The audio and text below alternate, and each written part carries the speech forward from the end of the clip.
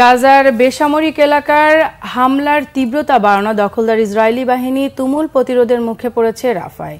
এমন পরিস্থিতিতে বিতর্কিত মন্তব্যের জেরে সরকারের ভেতরে আর মিত্র যুক্তরাষ্ট্রের সাথে টানাপোড়েনে পড়েছেন ইসরায়েলের প্রধানমন্ত্রী বেনিয়ামিন নেতানিয়াহু।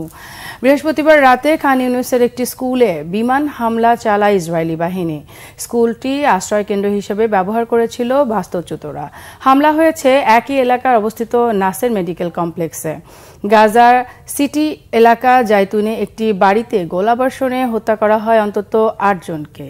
হামলা হয়েছে নুসেইরাত শরণার্থী ক্যাম্পে। অবশিষ্ট জনবসতি লক্ষ্য করে বিমান, ট্যাঙ্ক আর কামান থেকে গোলাবর্ষণের উপর ভর করে গাজার দক্ষিণাঞ্চলীয় শহর রাফায় আরও ভেতরে ঢুকেছে দখলদার সেনারা।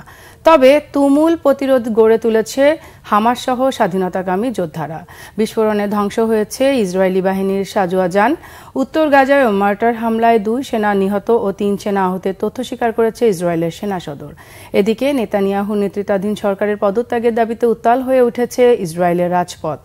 যুদ্ধ থামিয়ে রাজনীতি নোংরা খেলা বন্ধের দাবি জানান তারা। এমন পরিস্থিতিতে মার্কিন অস্ত্র সরবরাহ কমানোর উদ্যোগে নেতানিয়াহুর বিরূপ মন্তব্যকে বিরক্তিকর আর অপ্রত্যাশিত বলেছে হোয়াইট হাউস।